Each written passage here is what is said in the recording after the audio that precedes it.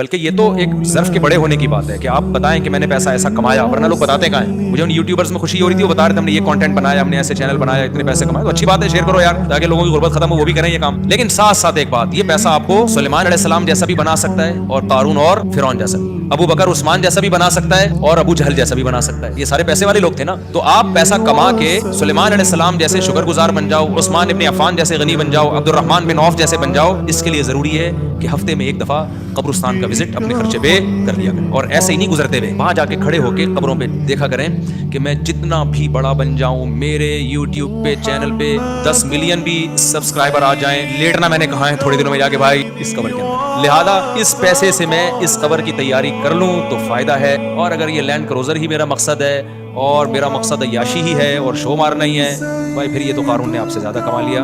उन खजानों के साथ ये जमीन में धंसा है। जब बड़े बड़े प्रोग्रामों में जाया करो, थोड़ा सा कब्रिस्तान में